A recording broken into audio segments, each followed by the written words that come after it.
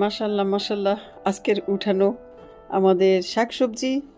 এখানে আছে 4টা বাংলাদেশি লাউ, একটা ইতালিয়ান লাউ, পুঁই শাক, মিষ্টি কুমড়ার ফুল, ধনেপাতা, বরবটি, রাসবেরি।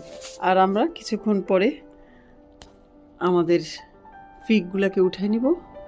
এখানে সব পেকে রয়েছে, দেখতেই পাচ্ছেন, ওগুলোকে উঠাবো একটু পরে। মাশাল্লাহ মাশাল্লাহ, আর উঠে নিলাম একটু লাউ শাক আর ফিগ কতগুলো। এগুলোই আজকে আমাদের উঠানোর সবজি। লাউ শাককে আমি কুচি করে দিলাম আর দিয়ে দিলাম ইলিশ মাছকে কাটা ছাড়িয়ে। আর একটু রেসে দিয়ে দিই।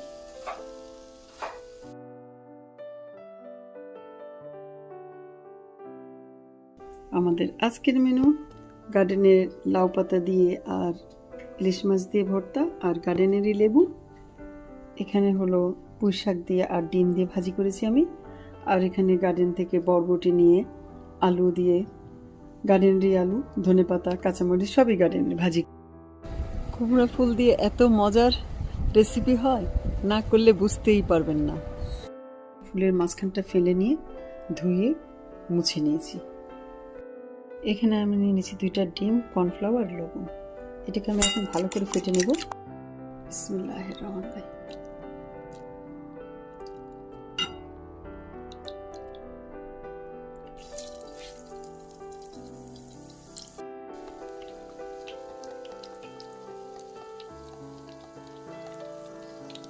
কর্নফ্লাওয়ার গুলে তার মধ্যে দিয়ে দিলাম ফুল, ভেজে নিলাম ওভাবেই।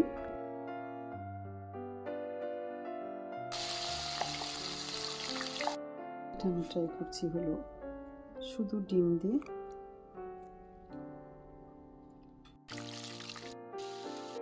এভাবেই ভেজে দেখেছি, কিন্তু কর্নফ্লাওয়ার দিয়ে ভাজিটা সব থেকে কচমচে হয়, ক্রিস্পি হয়। দেখতে পাচ্ছেন, ধরার সাথে সাথে ভেঙে যায়, এমন করলে ভেঙে যায়। মানে এটা সব থেকে ক্রিস্পি। ডিম, নর্মাল ডিম দিয়ে ভেজেছি, শুধু ডিম আর কর্নফ্লাওয়ার দিয়ে করেছি, ততটা হয় না। কিন্তু সব থেকে ভালো হয় আপনার শুধু কর্নফ্লাওয়ার দিয়ে ভাজি করলে। আপনারা এভাবে করে ফেলুন।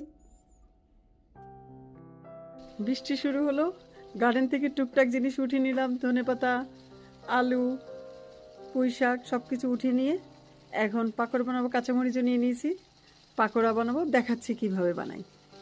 পাকোড়ার রেসিপিতে সব কিছুই দেওয়া আছে, তাই আর আপনাদেরকে বলে দিচ্ছি না, দেখে নেবেন আপনারা। সব কিছু দিলাম, ডিম দিয়ে দিলাম, বেসন দিয়ে দিলাম, কর্নফ্লাওয়ার দিয়ে দিলাম, ভালো করে মাখিয়ে নিলাম, তারপরে ভাজা শুরু করলাম।